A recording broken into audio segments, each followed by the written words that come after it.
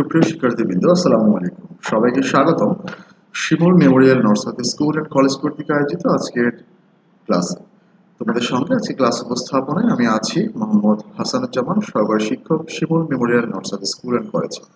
প্রিয় শিক্ষার্থীরা, এই করোনা কালে আশা করছি সবাই বাসায় অবস্থান করছো, সুস্থ আছো এবং ভালো আছো। এবং তারই সাথে সাথে নিয়মিতভাবে আমাদের অনলাইন ক্লাসগুলো, যেগুলো আমরা জুমে হচ্ছে সেই ক্লাসগুলো, এবং আমাদের ইউটিউবে যে ক্লাসগুলো যাচ্ছে সেগুলো নিয়মিতভাবে করছে এবং উপকৃত হচ্ছে। তারই ধারাবাহিকতায় আজকে তোমাদের সঙ্গে ক্লাস উপস্থাপনায় এসেছি। আসো প্রথমে দেখে নেই তোমরা আজকে কোন অধ্যায় কোন সাবজেক্টের কি ক্লাস করবে। আজকে তোমাদের হিসাব বিজ্ঞান দ্বিতীয় অধ্যায় লেনদেন অধ্যায় আলোচনা হবে, অর্থাৎ দশম শ্রেণীর হিসাব বিজ্ঞানের দ্বিতীয় অধ্যায় লেনদেন, এই অধ্যায়ের নিয়ে আমরা আলোচনা করব। আসো আজকের পাঠ শেষে তোমরা শিক্ষার্থীরা এই অধ্যায় থেকে কি শিখতে পারবে এবং জানতে পারবে একটা দেখে নিই। আজকের পাঠ শেষে তোমরা শিক্ষার্থীরা লেনদেন সম্পর্কিত একটা অঙ্ক অর্থাৎ গণিতের সমাধান করতে পারবে। আমরা দ্বিতীয় অধ্যায়ের যে থিওরিটিক্যাল টার্ম ছিল, অর্থাৎ যে তত্ত্বগুলো ছিল অঙ্ক করার জন্য প্রয়োজনীয়, সেই তত্ত্বগুলো আমরা ক্লাসে করেছি এর আগে। তোমরা যারা ক্লাস করেছো আমার সঙ্গে ধারাবাহিকভাবে করেছো, সেগুলো তোমরা জানো। আমরা এবার একটা অঙ্ক সমাধান করবো। তো আসলে দেখে নিই যে এই অঙ্ক সমাধান করার জন্য আমার হচ্ছে বিষয়ে কি উপস্থাপন করার প্রয়োজন আছে। আর হচ্ছে বিষয়ে একটা অঙ্ক আছে। তোমরা সবাই খাতা কলম নিয়ে বসেছো নিশ্চয়ই। তোমরা খাতায় এই অঙ্কটা তুলে নেবে এবং আমার সাথে সাথে এটা সমাধান করে ফেলো। আমি অঙ্কটা পড়ছি, দেখো।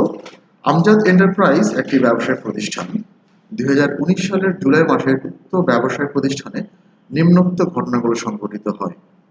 জুলাই 1 তারিখে নগদ 70,000 টাকা নিয়ে ব্যবসা শুরু করেন। জুলাই 6 তারিখে ব্যাংকে 50,000 টাকা দিয়ে একটি হিসাব খোলা হলো। জুলাই 10 তারিখে ধারে পণ্য ক্রয় 30,000 টাকা। জুলাই 15 তারিখে নগদে পণ্য বিক্রয় 50,000 টাকা। জুলাই 17 তারিখে ব্যক্তিগত প্রয়োজনে ব্যাংক ঋণ গ্রহণ 70,000 টাকা। জুলাই 20 তারিখে 15,000 টাকার আসবাবপত্র ক্রয়ের ফরমায়েশ প্রদান। এবং জুলাই 30 তারিখে পাওনাদারকে পরিশোধ 18,000 টাকা। আমরা এখানে কিছু ঘটনা দেখতে পাচ্ছি। সেই ঘটনাগুলোর আলোকে তিনটা রিকোয়ারমেন্ট আছে, ক, খ এবং গ। আসো ক, খ এবং গ এ কি ধরনের রিকোয়ারমেন্ট আছে সেগুলো দেখে। ক নম্বরে বলছে ব্যবসায়িক লেনদেন নয় এমন ঘটনাসমূহ চিহ্নিত করে মোট পরিমাণ নির্ণয় করো। খ নম্বরে বলছে ঘটনাসমূহ হতে লেনদেন চিহ্নিত করে সমীকরণ পদ্ধতিতে কারণ ব্যাখ্যা করো। এবং সর্বশেষ গ নম্বরে বলছে হিসাব সমীকরণের উপর লেনদেনের প্রভাব দেখাও। আশা করি আলোচ্য বিষয়টা তোমরা খাতায় তুলে নিয়েছো এবং এই রিকোয়ারমেন্টগুলো খাতায় তুলে নিয়েছো। আমরা এবার সরাসরি চলে যাব এই রিকোয়ারমেন্টের সমাধানের দিকে। ক নম্বরে বলছে ব্যবসায়িক লেনদেনে এমন ঘটনাসমূহ চিহ্নিত করো। তাহলে আমরা একটা বিষয় এখানে পেলাম, তাই না, যে লেনদেন নয় এমন ঘটনাসমূহ। তো ব্যবসায়িক লেনদেন নয় এমন ঘটনাসমূহ, তাহলে এখান থেকে আমরা কি বুঝতে পারছি? আমি বললাম যে আলোচ্য বিষয়ে আমজাদ এন্টারপ্রাইজের প্রতিষ্ঠানে কিছু ঘটনা দেওয়া হয়েছে। এই ঘটনাগুলোর মধ্যে থেকে কি করবো আমরা? লেনদেন। তাহলে আমরা এখানে ঘটনা পাচ্ছি এবং লেনদেন পাচ্ছি। যারা থিওরিটিক্যাল ক্লাস করেছো, আমি সেখানে কিন্তু বলেছি, এবং পরবর্তী যে ম্যাথের ক্লাসগুলো হয়েছে সেখানে কিন্তু আমি বারবার বলেছি লেনদেন এবং ঘটনা কি একটু আলাদা। এখানে একটা বক্তব্য আছে, সেটা কি ছিল? প্রত্যেকটা লেনদেন বা সকল লেনদেনই ঘটনা, তবে সকল ঘটনাই লেনদেন নয়। তাহলে লেনদেনের বৈশিষ্ট্য থাকবে নিশ্চয়ই। লেনদেনের বৈশিষ্ট্য হলো অর্থের অঙ্কে পরিমাপযোগ্য যে কোনো ঘটনাকেই বলবো আমরা লেনদেন। তবে লেনদেন হতে অবশ্যই প্রাতিষ্ঠানিক, অর্থাৎ আমি যেই প্রতিষ্ঠানের হিসাব সংরক্ষণ করছি সেই প্রতিষ্ঠানের ব্যবসার সাথে ক্রয় বিক্রয় আয় ব্যয়ের সঙ্গে যুক্ত হতে হবে, এবং যে ধরনের ঘটনা ঘটবে সেটা আর্থিক মূল্যে পরিমাপযোগ্য হতে হবে। এখানে আমরা জুলাই 1 তারিখ থেকে শুরু করে জুলাই 30 তারিখ পর্যন্ত বিভিন্ন ঘটনা দেখলাম। এই ঘটনার আলোকে আমরা এখান থেকে কি করবো? লেনদেনগুলো, ব্যবসায়িক লেনদেন নয়, তাহলে এখানে ব্যবসায়িক লেনদেন যেগুলো সেগুলো বাদ দিয়ে, যেগুলো আমার ব্যবসার সঙ্গে সম্পৃক্ত না, সেই লেনদেনগুলো দিয়ে আমি কি করব? ক নম্বরিকে, অর্থাৎ ঘটনাগুলো থেকে ঘটনাগুলোকে চিহ্নিত করে আমরা মোট কত টাকার ঘটনা এখানে লিপিবদ্ধ আছে সেটা আমরা লিখব। তাহলে আমি বললাম অর্থের অঙ্কে পরিমাপযোগ্য হতে হবে, ব্যবসার সাথে সম্পৃক্ততা থাকতে হবে, তবেই তাকে লেনদেন বলবো। তাহলে দেখো জুলাই 1 তারিখে বলছে নগদ 70,000 টাকা নিয়ে ব্যবসা শুরু করেন, অবশ্যই এটা প্রতিষ্ঠানের সাথে সম্পর্কিত এবং এটা লেনদেন। 6 তারিখে বলছে ব্যাংকে 50,000 টাকা দিয়ে হিসাব খোলা হলো, ব্যাংকে প্রতিষ্ঠানের লেনদেন সম্পন্ন করার জন্য হিসাব খোলা হয়েছে, অবশ্যই এটা লেনদেন। 10 তারিখে বলছে ধারে পণ্য ক্রয় 30,000 টাকা, তুমি তোমার ব্যবসা প্রতিষ্ঠানের জন্য ধারে পণ্য ক্রয় করেছো, এটা অবশ্যই লেনদেন। নগদে পণ্য বিক্রয় 50,000 টাকা, ব্যবসায় পণ্য নগদে বিক্রয় করা হয়েছে, অবশ্যই এটিও লেনদেন। জুলাই 17 তারিখে বলছে ব্যক্তিগত প্রয়োজনে ব্যাংক ঋণ গ্রহণ 70,000 টাকা, এটা কিন্তু ব্যবসায়িক লেনদেন নয়, কারণ ব্যক্তিগত প্রয়োজন বলতে এখানে প্রতিষ্ঠানের মালিকের ব্যক্তিগত প্রয়োজন বোঝাচ্ছে, ঠিক আছে, মালিকের ব্যক্তিগত প্রয়োজন বোঝাচ্ছে। মালিকের ব্যক্তিগত খরচ বা ব্যক্তিগত প্রয়োজনের জন্য ব্যয় করা অর্থ বা ঋণ, এটা তো প্রতিষ্ঠানের সাথে কোনো প্রভাব ফেলবে না, তাই না, প্রতিষ্ঠানের সাথে কোনো সম্পৃক্ততা নেই, প্রতিষ্ঠানে এর কোনো প্রভাব পড়বে না, কারণ হলো প্রতিষ্ঠান এবং মালিক দুটা আলাদা সত্তা, আমরা জানি, তাই না, তাহলে এটা অবশ্যই ব্যবসায়িক লেনদেন নয়। জুলাই 20 তারিখে বলছে 15,000 টাকা আসবাবপত্র ক্রয়ের ফরমাইশ প্রদান, এটিও তোমরা জানো এটিও লেনদেন নয়, এটি ঘটনা, কারণ আমরা জানি কোনো সম্পত্তি ক্রয়ের ফরমাইশ বা অর্ডার দেয়া, চুক্তিবদ্ধ হওয়া বা কোনো কর্মকর্তা বা কর্মচারীকে নিয়োগ দেয়া, এই ধরনের কথা উল্লেখ থাকলে সেগুলোকে আমরা লেনদেন বলে গণ্য করব না, তাহলে এটা অবশ্যই লেনদেন হবে না। কি লেনদেন হবে না? ব্যবসায়িক লেনদেন হবে না। এরপরে জুলাই 30 তারিখে বলছে পাওনাদারকে পরিশোধ 18,000 টাকা, এটা অবশ্যই লেনদেন, কারণ তোমার কাছে কেউ বা তোমার প্রতিষ্ঠানের কাছে কেউ টাকা পেত, সেই টাকাটা তুমি পরিশোধ করেছিল, অবশ্যই লেনদেন বলে গণ্য হবে। তাহলে আমরা এখানে জুলাই 17 এবং 20 তারিখে দুটো ঘটনা পাচ্ছি যা ব্যবসায়িক প্রতিষ্ঠানের সাথে সম্পৃক্ততা নেই, বিধায় এই দুটি হচ্ছে ঘটনা, আমরা চিহ্নিত করে ফেললাম, সঙ্গে উপস্থাপন করবে। দেখো ব্যবসায়িক লেনদেন নয় এমন ঘটনাসমূহ চিহ্নিত করে মোট পরিমাণ নির্ণয়, তারিখ, বিবরণ, বিস্তারিত টাকা, পরিমাণ টাকা। বিস্তারিত টাকার ঘরে আমরা অবশ্যই প্রত্যেকটা হিসাব বা প্রত্যেকটা ঘটনা বা প্রত্যেকটা লেনদেনের টাকা ইন্ডিভিজুয়ালি লিখবো, অর্থাৎ আলাদা আলাদা ভাবে, আর পরিমাণ টাকার ঘরে সর্বমোট টাকাটা লিখবো। আমরা দেখছি জুলাই 17 তারিখে মালিক ব্যাংক থেকে ব্যক্তিগত প্রয়োজনে ঋণ গ্রহণ করেছে, 70,000 টাকা লিখেছি। আর জুলাই 20 তারিখে আসবাবপত্র ক্রয়ের ফরমাইশ প্রদান 15,000 টাকা, 70,000 আর 15,000 যোগ করলে কত হলো আমার? 85,000 টাকা। এই ছিল আমার ব্যবসায়িক লেনদেন নয় এমন ঘটনা সমূহের মোট পরিমাণ। আশা করি ক নম্বর যে প্রশ্নটা ছিল, যে রিকোয়ারমেন্টটা ছিল, সেটা তোমরা বুঝতে পেরেছো, সুন্দরভাবে তোমরা খাতায় সেটা সমাধান করে নিয়েছি। এবার আমি চলে যাবো খ নম্বর রিকোয়ারমেন্টে। বলছে ঘটনা সমূহ হতে লেনদেন চিহ্নিত করে সমীকরণ পদ্ধতিতে কারণ ব্যাখ্যা করো, অর্থাৎ আমরা যে হিসাব সমীকরণটা জানি সেই হিসাব সমীকরণটা কি? এ সমান এল প্লাস ই, অর্থাৎ প্রতিষ্ঠানের যাবতীয় সম্পত্তি তার দায় এবং মালিকানা সত্ত্বের সমান হবে, অর্থাৎ একটা লেনদেন সম্পন্ন হওয়ার পর সেটি অবশ্যই হিসাব সমীকরণে প্রভাব বিস্তার করবে, সমান প্রভাব বিস্তার করবে। কেন? কারণ আমরা লেনদেন থেকে যে দুটো পক্ষ বা দুটো হিসাব নির্ণয় করি, সেই হিসাবের একটা পক্ষ করি ডেবিট, আর ঠিক সম পরিমাণ টাকা দ্বারা আর একটা পক্ষকে করি ক্রেডিট, অর্থাৎ যদি একটা হিসাব বৃদ্ধি পায় একটা হিসাব হ্রাস পায় সমান হারে, তাহলে হিসাব সমীকরণে অবশ্যই প্রভাব বিস্তার করবে। এখান থেকে আমরা কি করবো? লেনদেনগুলোকে হিসাব সমীকরণে কিভাবে প্রভাব বিস্তার করছে সেটা দেখে নিব। তার কাছে ছকটা একবার দেখে নিই, ছকটা আমরা কিভাবে করবো। দেখো ছকটা, তারিখ, লেনদেন কিনা, আমরা প্রথমে লেনদেন কিনা সেটা আগে লিখবো, এরপরে কারণ সহ আমরা ব্যাখ্যা করব, ঠিক আছে। আমরা চলে যাচ্ছি জুলাই 1 তারিখে। দেখো আমরা যখন ক নম্বর রিকোয়ারমেন্ট সম্পন্ন করলাম, তখন কিন্তু জুলাই 1 তারিখ থেকে 30 তারিখ পর্যন্ত ঘটনা সমূহের মধ্য থেকে ঘটনা পেলাম 2টা আর লেনদেন পেলাম বেশ কিছু, তাই না? আমরা কিন্তু ঘটনা এবং লেনদেন দুটা বিষয় আমরা কিন্তু পেয়েছি, তাই না? তো যেটা বিষয় যে আমরা এখান থেকে যে লেনদেনগুলো পেলাম সেগুলোকে হিসাব সমীকরণে কি প্রভাব বিস্তার করছে সেইটা আমরা এখানে এখন কি করব? চিহ্নিত করে কারণটা লিখব, কেন আমরা এটাকে লেনদেন বলছি, হিসাব সমীকরণে কি প্রভাব বিস্তার করছে। তাহলে আমরা লেনদেনের দিকে ধাবিত হই। জুলাই 1 তারিখে দেখো বলছে নগদ 70,000 টাকা নিয়ে ব্যবসা শুরু করেন। আমরা জানি প্রতিষ্ঠানে যখন নগদ টাকা নিয়ে ব্যবসা শুরু করা হয় তখন প্রতিষ্ঠানের নগদ সম্পত্তি বৃদ্ধি পায়, আর যখন নগদ সম্পত্তি বা নগদ টাকা বৃদ্ধি পায়, অবশ্যই মালিকানা সত্ত্ব বৃদ্ধি পায়। অর্থাৎ হিসাব সমীকরণের এ সমান এল প্লাস ই, এই সমীকরণে এ বৃদ্ধি পাচ্ছে এবং ই বৃদ্ধি পাচ্ছে, এ বৃদ্ধি পায় এবং ই বৃদ্ধি পায়। আসলে আমরা দেখে ফেলি। দেখো যে 1 তারিখে বলা হয়েছে লেনদেন, কারণ ব্যাখ্যা করা হয়েছে নগদ অর্থ মূলধন স্বরূপ কারবার আনয়ন করে নগদ অর্থ এ বৃদ্ধি এবং মালিকানা সত্ত্ব ই বৃদ্ধি পেয়েছে। আশা করি বুঝতে পেরেছ। খ নম্বরে বলছে ব্যাংকে 50,000 টাকা দিয়ে একটা হিসাব খোলা হলো। ব্যাংকে যখন আমরা টাকা জমা দিই তখন ব্যাংকের ব্যালেন্স বা ব্যাংকের সম্পত্তি বৃদ্ধি পায়, কিন্তু পক্ষান্তরে কি হয়, আমার পকেটের বা প্রতিষ্ঠানের নগদ টাকা কমে যায় না? যেই 50,000 টাকা দিয়ে ব্যাংকে হিসাব খোলা হচ্ছে সে টাকা তো আমার প্রতিষ্ঠানের নগদ হিসাবে ছিল, রক্ষিত ছিল, তাই না? তাহলে আমার কি হচ্ছে, একদিকে যেমন ব্যাংকের সম্পত্তি বৃদ্ধি পাচ্ছে আর একদিকে নগদ সম্পত্তি হ্রাস পাচ্ছে। আমরা সম্পত্তি বৃদ্ধি পাচ্ছে এবং সম্পত্তি হ্রাস পাচ্ছে।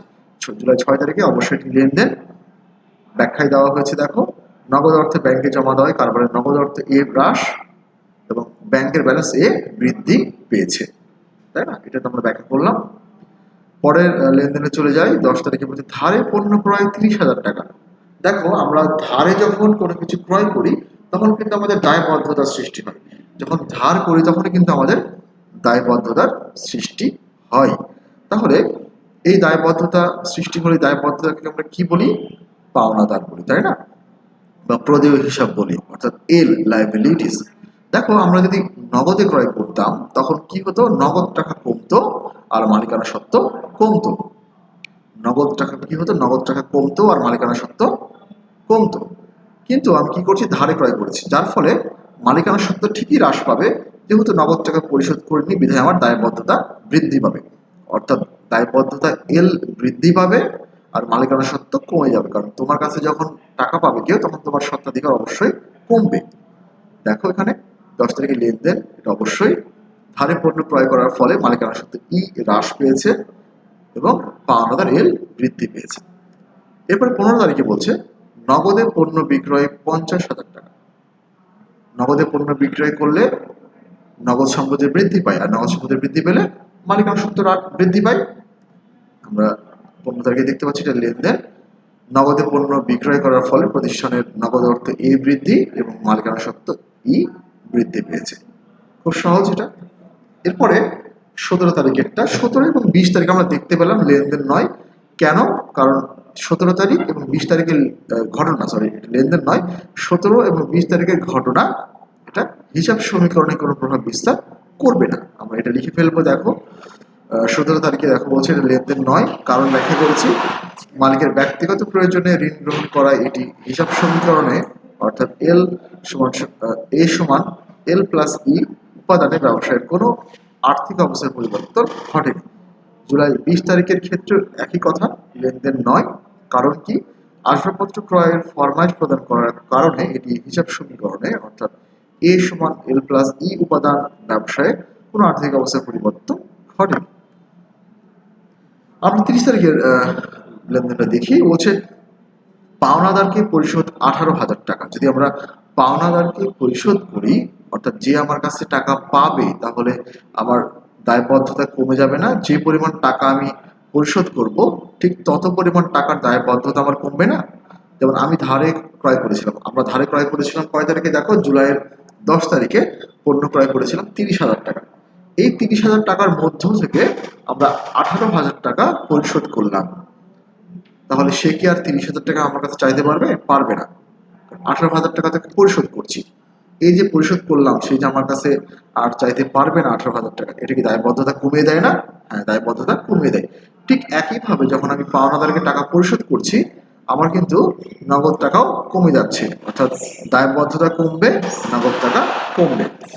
দেখো, এখানে আমরা লেনদেন বলছি রেখে পাওনাদারকে পরিশোধ করার কারণে নগদ অর্থ এ হ্রাস এবং পাওনাদার এল হ্রাস পেয়েছে। আশা করি যে প্রভাবটা ছিল, যে ঘটনা এবং লেনদেনগুলো এবং লেনদেনের যে প্রভাব, সেই প্রভাবটা তোমরা বিস্তারিতভাবে বুঝতে পেরেছো এবং এই ধরনের অঙ্ক আসলে তোমরা সমাধান করতে পারবে। এবার আমি চলে আসবো গ নম্বর রিকোয়ারমেন্টে। বলছি হিসাব সমীকরণের উপর লেনদেনের প্রভাব দেখাও। তোমরা জানো যে হিসাব সমীকরণের উপর লেনদেনের প্রভাব বলতে আমরা ছক, যে আমরা বিবরণী ছকে যে প্রভাবটা দেখাই সেটি। বিবরণী ছক নিশ্চয়ই তোমাদের মনে আছে, যেহেতু এটা রিভিশন ক্লাস, অর্থাৎ তোমরা দশম শ্রেণীতে উঠে গেছো অলরেডি, নবম শ্রেণীতে এই অঙ্কটা করেছো, এই ধরনের অঙ্ক করেছো, তো এই ধরনের ছকের সঙ্গে তোমরা পরিচিত। তারপরেও আমি ছকটা একবার তোমাদেরকে দেখাতে চাই। দেখো ছকটা, প্রথমে যেই কনসিস্ট একদম ফিক্সড যেই চারটা ঘর থাকবে সেটা বলে দিই। তারিখের ঘর বাম দিকে থাকবে, তারপর উদ্বৃত্তের একটা ঘর হবে, আর সবার ডান দিকে মন্তব্য, মাঝ বরাবর সমান চিহ্ন, যেহেতু এ সমান এল প্লাস ই, অর্থাৎ সম্পদ যা থাকবে প্রতিষ্ঠানে তার দায় এবং মালিকানা সত্ত্বের মোট যোগফলের সমান হবে। আমরা লিখবো, তবে সম্পত্তির দিকে দেখো এখানে নগদ এবং ব্যাংকের ঘর আছে, আর দায় ও মালিকানা সত্ত্বের দিকে একটা পাওনাদার একটা মূলধন আছে। তো সম্পত্তির দিকে কি তাহলে ফিক্সড নগদ এবং ব্যাংকের হিসাবে হবে না, নগদ বা ব্যাংক দিয়ে শুধুমাত্র সম্পদ বোঝাবে না, তোমার প্রতিষ্ঠানে যে ধরনের লেনদেন সম্পন্ন হবে, অর্থাৎ তোমাকে যেই প্রতিষ্ঠানের অঙ্ক করতে দেওয়া হবে সেই প্রতিষ্ঠানে যেই ধরনের সম্পদ, যে ধরনের সম্পদ থাকবে সেই ধরনের সম্পদগুলো দিয়ে তোমাকে সম্পদের দিকে ঘরগুলো তৈরি করতে হবে। যদি শুধুমাত্র নগদ সংক্রান্ত লেনদেন থাকে তাহলে নগদের ঘর হবে, নগদ এবং ব্যাংক সংক্রান্ত থাকলে নগদ এবং ব্যাংক সংক্রান্ত হবে, যদি নগদ ব্যাংকের সাথে যন্ত্রপাতি বা অফিস সরঞ্জাম থাকে তাহলে সেই ধরনের সরঞ্জামের এবং প্রাপ্য হিসাব থাকলে তাহলে সম্পদের দিকে ঘর বৃদ্ধি পাবে। ঠিক তেমনিভাবে দায়ের দিকে শুধুমাত্র পাওনাদার না, ব্যাংক ঋণ যদি থাকে তাহলে সেই ব্যাংক ঋণ এটার বিষয়টা থাকবে। আবার যদি কোনো প্রদেয় হিসাব থাকে তাহলে সেই প্রদেয় হিসাব থাকবে, পাওনাদার থাকলে পাওনাদার থাকবে। অর্থাৎ তুমি লেনদেনগুলো বিশ্লেষণ করে প্রথমে এটা বের করবে যে সম্পত্তি কোনগুলো, সম্পত্তির ঘর দিকে কোন কোন ঘর হবে, অর্থাৎ কোন কোন লেনদেন সম্পত্তির সাথে সম্পৃক্ত, আর দায়ের দিকে কোন কোন লেনদেন দায়ের সাথে সম্পৃক্ত, সেইগুলো দিয়ে দায়ের দিকে ঘর। আর মালিকানা সত্ত্ব বলতে আমরা মূলধন কি বুঝি, এই ঘরটাও কিন্তু নির্দিষ্ট থাকবে, কারণ নগদ লেনদেন হলে অবশ্যই মালিকানা সত্ত্ব একটা ঘর থাকবে। ছক বা ঘর সম্পর্কে আমরা জানলাম। এখন আমরা পোস্টিং দেবো লেনদেনের আলোকে। দেখো প্রথম লেনদেনের ফলে বলছে নগদ ৭০,০০০ টাকা নিয়ে ব্যবসা শুরু করেন। এই ব্যবসা শুরু করার ফলে আমি যখন লেনদেনের বিশ্লেষণ করলাম লেনদেন কি না এবং হিসাব সমীকরণের প্রভাব যেটা ফেলছে, খ নম্বরে যা করলাম সেখানে বললাম যে নগদ টাকা নিয়ে ব্যবসা শুরু করলে নগদ সম্পত্তি বৃদ্ধি পায়, মালিকানা সত্ত্ব বৃদ্ধি পায়। আমরা এই সেন্স কাজে লাগিয়ে আমরা হিসাব সমীকরণটা করে ফেলবো। দেখো আমরা নগদের ঘরে লিখেছি, তারিখের ঘরে জুলাই ১ তারিখে নগদের ঘরে ৭০,০০০ টাকা, আর ঠিক একইভাবে মূলধনের ঘরে ৭০,০০০ টাকা। আমরা লেনদেন সম্পন্ন করলাম। তখন মন্তব্যের ঘরে লিখে আছে মূলধন আনয়ন। তাহলে আমরা দেখতে পাচ্ছি মন্তব্যের একটা ঘরে আমি বললাম ফিক্সড, এখানে কি একটা কথা লিখেছি তাই না, মূলধন আনয়ন। তাহলে কি ধরনের লিখবো, কোন কোন লেনদেনের ক্ষেত্রে লিখবো, মনে রাখতে হবে মন্তব্যের ঘরে চারটা বিষয়ের মন্তব্য হবে, অর্থাৎ রিমার্কস হবে চারটা বিষয়। কি কি সেটা, মূলধন, উত্তোলন, আয় এবং ব্যয়। অর্থাৎ এই চার ধরনের লেনদেন সম্পন্ন হলে আমরা লিখে রাখবো, এটা আমরা ছোট্ট করে লিখবো। ক্রয় হলে ক্রয়, বিক্রয় হলে বিক্রয়, সেবা আয় হলে সেবা আয়, এই ধরনের কথা আমরা লিখবো। উত্তোলন হলে উত্তোলন, আর মূলধন আনয়ন হলে তো মূলধন আনয়ন লিখবোই, দেখতেই পাচ্ছ। তাহলে ১ তারিখের লেনদেন শেষ। আর এখানে আমরা কি করি দেখো, হিসাব সমীকরণে দৈনন্দিন উদ্বৃত্ত বা ব্যালেন্স নির্ণয় করি। ১ তারিখের আর কোনো লেনদেন সম্পন্ন হয়নি বিধায় নগদ ৭০,০০০ টাকায় ওই তারিখের উদ্বৃত্ত এবং মূলধনেরও ওই টাকায় উদ্বৃত্ত, অর্থাৎ ৭০,০০০ টাকা। এখন আমরা চলে যাবো পরবর্তী লেনদেন ৬ তারিখ। বলছে ব্যাংকে ৫০,০০০ টাকা দিয়ে হিসাব খোলা হলো। আমি খ নম্বরে বলেছি ব্যাংকে যখন আমরা হিসাব খুলি তখন ব্যাংকের ব্যালেন্স বৃদ্ধি পায়, আর নগদ টাকা দিয়ে হিসাব খোলার কারণে আমার প্রতিষ্ঠানের নগদ টাকা কমে যায়, অর্থাৎ ব্যাংকের ব্যালেন্স বৃদ্ধি পাবে আর নগদ সম্পত্তি হ্রাস পাবে।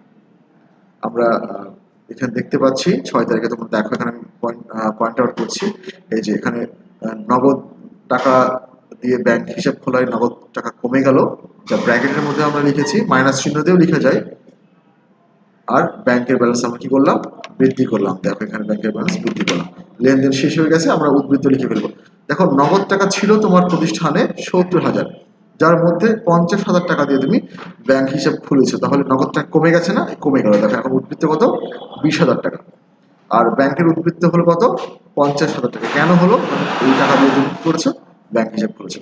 আর মূলধন তো অপরিবর্তিত, আমরা উদ্বৃত্ত নির্ণয় করে ফেললাম। এবার আমরা চলে যাব ১০ তারিখের লেনদেনে। বলছে ধারে পণ্য ক্রয় ৩০,০০০ টাকা। ধারে পণ্য ক্রয় করলে কি হয়, দায়বদ্ধতা, পাওনাদার সৃষ্টি হয়, আর মালিকানা সত্ত্ব হ্রাস পায়, যা আমি খ নম্বর রিকোয়ারমেন্টে অলরেডি বিস্তারিত ব্যাখ্যা করে দিয়েছি, মনে আছে নিশ্চয়ই। দেখো আমরা হিসাব সমীকরণের প্রভাব বিস্তার করছি এখানে। ১০ তারিখে দেখো লেনদেনটা আমরা এখানে পাওনাদারকে বৃদ্ধি করেছি ৩০,০০০ টাকা দ্বারা, আর স্বত্বাধিকার যেহেতু কমছে, আমরা 30,000 টাকা এখান থেকে মাইনাস করেছি। লেনদেন সম্পন্ন হয়েছে, আর কোনো তারিখে লেনদেন নাই। আমরা এখন উদ্বৃত্ত নির্ণয় করব। নগদ সম্পৃক্ততার সাথে নগদের সাথে কোনো লেনদেন সম্পন্ন হয়নি বিধায় যে 20,000 টাকা ছিল সেই 20,000 টাকাই উদ্বৃত্ত।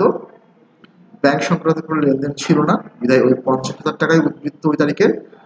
পাওনাদার নতুন করে সৃষ্টি হলো 30,000 টাকা, আর মূলধন বা মালিকানা সত্ত্ব ছিল 70,000, যার মধ্যে 30,000 টাকা কমে এখন উদ্বৃত্ত হলো কত, 40,000 টাকা। এরপরে 15 তারিখের লেনদেন বলছে নগদে পণ্য বিক্রয় 50,000 টাকা। নগদে পণ্য বিক্রয় করলে তোমরা জানো নগদ সম্পদের বৃদ্ধি পায়, আর নগদ সম্পদের বৃদ্ধি পেলে মালিকানা সত্ত্বের বৃদ্ধি পায়। আমরা এটা বারবার করেছি, আমরা বৃদ্ধি করে দিয়ে এই দেখো 15 তারিখে নগদ 50,000 টাকা বৃদ্ধি পেয়েছে, মালিকানা সত্ত্বেও 50,000 টাকা বৃদ্ধি পেয়েছে। এখানে দেখো আমরা মন্তব্য করে লিখেছি কিন্তু বিক্রয়, ঠিক আগে যেমন ক্রয়ের ক্ষেত্রে ক্রয় লিখেছিলাম, এখানে আমরা কিন্তু লিখেছি বিক্রয়। আমরা এখন উদ্বৃত্ত নির্ণয় করে ফেলি। উদ্বৃত্ত ছিল আগে 20,000 টাকা নগদের, আর বিক্রয় করার ফলে যে 50,000 টাকার বিক্রয় করলাম যোগ করে হলো 70,000। ব্যাংক সংক্রান্ত লেনদেন সম্পন্ন হয়নি বিধায় ওই 50,000 টাকাই হবে ওই তারিখের উদ্বৃত্ত। পাওনাদার সংক্রান্ত কোনো লেনদেন সম্পন্ন হয়নি, তাহলে পাওনাদার যা ছিল সেটাই থাকবে। আর মালিকানা সত্ত্ব যেহেতু বৃদ্ধি পেয়েছে, আগে ছিল 40 আর নতুন করে 50,000 টাকা বিধায় বর্তমানের উদ্বৃত্ত বা ব্যালেন্স 90,000। সর্বশেষ যে লেনদেনটা আছে আজকের গ নম্বর রিকোয়ারমেন্টের, পাওনাদারকে পরিশোধ 18,000 টাকা। এই বিষয়ে এই প্রসঙ্গে আমি খ নম্বরে কি বলেছিলাম, আমি বলেছিলাম যে যখন পাওনাদারকে টাকা পরিশোধ করা হয় তখন দায়বদ্ধতা কমে যায় আর নগদ টাকা কমে যায়, যেহেতু নগদ টাকা পরিশোধ করা হচ্ছে এই ঘটনাটাই ঘটবে। আমরা এখানে নগদ টাকা দেখা কমিয়ে দিচ্ছি, 18,000 টাকা কমিয়ে দিলাম ব্র্যাকেটে, আর দায়বদ্ধতাও কমিয়ে দিলাম। নগদ টাকা ছিল 70,000, সেখান থেকে 18,000 টাকা বাদ দিচ্ছি, হলো 52,000 টাকা। ব্যাংক সংক্রান্ত কোনো লেনদেন ছিল না বিধায় 50,000 টাকাই উদ্বৃত্ত। পাওনাদার আগে ছিল 30,000, যার মধ্যে 18,000 টাকার দেনা বা দায় পরিশোধ করলাম, তাহলে এখন থাকলো 12,000। আর ব্যাংক সংক্রান্ত মূলধন অর্থাৎ মালিকানা সত্ত্ববাচক কোনো হিসাব এখানে ছিল না বিধায় 90,000 টাকা যে উদ্বৃত্ত ছিল সেটাই হবে উদ্বৃত্ত। আমরা লেনদেন সম্পন্ন করেছি। এখন আমরা যে বলি যে হিসাব বিজ্ঞান একটা বৈজ্ঞানিক পদ্ধতি বা একটা সমীকরণিক পদ্ধতি, যেটা একটা বিজ্ঞান সমর্থিত পদ্ধতি, আমরা এটা প্রমাণ করব কিভাবে? আমরা প্রমাণ করব এইভাবে, সম্পত্তির দিকের মোট যোগফল যদি দায় ও মালিকানা সত্ত্বের মোট যোগফলের সমান হয় তাহলে বুঝবো যে এটা একটা বৈজ্ঞানিক পদ্ধতি, আমার লেনদেনগুলো সঠিকভাবে সম্পন্ন হয়েছে এবং হিসাব সমীকরণে আমরা ঠিকভাবে এটার প্রভাব বিস্তার করাতে পেরেছি। তাহলে দেখো আমরা নগদের যে ছিল 52,000 টাকা, আর এই ব্যাংকের ঘরে 50,000 টাকা যোগ করলে পেলাম 1,20,000 টাকা। আর এখানে এসে দেখো আমরা দায়ের দিকে এবং মালিকানা সত্ত্বের দিকে দায় বা পাওনাদার পাচ্ছি 12,000 টাকা, আর মূলধন পাচ্ছি 90,000। 90 এবং 12 যোগ করলে 1,02,000 টাকা। তাহলে এই যে আমার সম্পত্তির মোট যোগফল দায় ও মালিকানা সত্ত্বের মোট যোগফল সমান হয়েছে না, তাহলে আমাদের এটা স্বতঃসিদ্ধ হয়েছে, অর্থাৎ এটা এই হিসাব সমীকরণে সমান প্রভাব বিস্তার করেছে এবং আমাদের এটা গাণিতিকভাবে যুক্তিযুক্ত এবং শুদ্ধ হয়েছে। আশা করি এই গ নম্বর রিকোয়ারমেন্টটা তোমরা বুঝতে পেরেছো। তো প্রিয় শিক্ষার্থীবৃন্দ, আমরা আজকে যে অঙ্কটা করলাম, তোমাদের লেনদেন অধ্যায়ের যে অঙ্কটা করলাম, তার ক খ গ তিনটা রিকোয়ারমেন্ট ছিল। তিনটা রিকোয়ারমেন্টই আমরা সম্পন্ন করেছি। আশা করি তোমরা যে ক্লাসটা সেটা মনোযোগ দিয়ে করেছো এবং আমার যে সমাধান সেই সমাধানটা খাতায় তোমরা করে নিয়েছো। আসো এখন যে ক্লাস আমরা আজকে ক্লাসটা হলো সেই ক্লাসের আলোকে কিছু মূল্যায়ন প্রশ্ন দেখি। সেই মূল্যায়ন প্রশ্নগুলো আশা করি তোমরা উত্তর করতে পারবে। দেখো প্রথমেই বলছে লেনদেন কি। আমি প্রথমেই তোমাদেরকে বলেছি লেনদেন কাকে বলে, তাই না? অর্থের অঙ্কে পরিমাপযোগ্য কোন ঘটনাকে আমরা বলি লেনদেন। ধারে ক্রয় করলে কি সৃষ্টি হয়, আমরা লেনদেনের মধ্যে পেয়েছি, তাই না? ধারে ক্রয় করলে পাওনাদার বা প্রদেয় হিসাবের সৃষ্টি হয়। ব্যাংক ঋণ কি জাতীয় হিসাব? আমি যখন ব্যাংক ঋণ সংক্রান্ত কথা বলেছিলাম, যেটা ঘটনা ছিল, সেখানে বলেছি ব্যাংক ঋণ একটা দায়বাচক হিসাব। ব্যাংক থেকে ঋণ নিলে ব্যাংকের কাছে দায়বদ্ধতার সৃষ্টি হয়। এরপরে হিসাব সমীকরণের উপাদানগুলো কি কি? আমি বারবার করে হিসাব সমীকরণ গ নম্বর রিকোয়ারমেন্ট করার সময় বলেছি হিসাব সমীকরণের উপাদান তিনটি। কি কি সেটা? এ, এল এবং ই। পাওনাদারকে টাকা পরিশোধ করলে কি হয়? আমরা যা লাস্ট রিকোয়ারমেন্টে করলাম, তাই না? গ এর সর্বশেষ যে জুলাই 30 তারিখে লেনদেন ছিল সেখানে করেছি পাওনাদারকে টাকা পরিশোধ করলে দায়বদ্ধতা কমে, অর্থাৎ নগদ সম্পদও কমে, দায়বদ্ধতা কমে এবং তার সাথে সাথে নগদ টাকাও কমে যায়। আশা করি মূল্যায়ন পর্বের যে প্রশ্নগুলো ছিল সেগুলো তোমরা সঠিকভাবে উত্তর করতে পেরেছো। আসো আগামী দিন তোমাদের জন্য কি আছে একবার দেখে নিই। আগামী দিন তোমাদের যে দ্বিতীয় অধ্যায় করা হলো, এই দ্বিতীয় অধ্যায়ের গণিতের আলোকে একটা টপ টেস্ট নেওয়া হবে। বাসায় অবস্থান করে সুস্থভাবে, সুন্দরভাবে, ভালোভাবে এই টপ টেস্টটা সম্পন্ন করবে আশা করছি। তো প্রিয় শিক্ষার্থীবৃন্দ, আজকের ক্লাস এখানেই শেষ করতে হচ্ছে। আগামীতে তোমাদের সঙ্গে আবারও দেখা হবে। সেই পর্যন্ত তোমরা সবাই বাসায় অবস্থান করবে করোনাকালে। সুস্থ থাকবে, ভালো থাকবে। তোমাদের সকলের সুস্বাস্থ্য কামনা করে আজকের মতো ক্লাস এখানে শেষ করছি। আল্লাহ হাফেজ। আসসালামু আলাইকুম ওয়া রাহমাতুল্লাহ।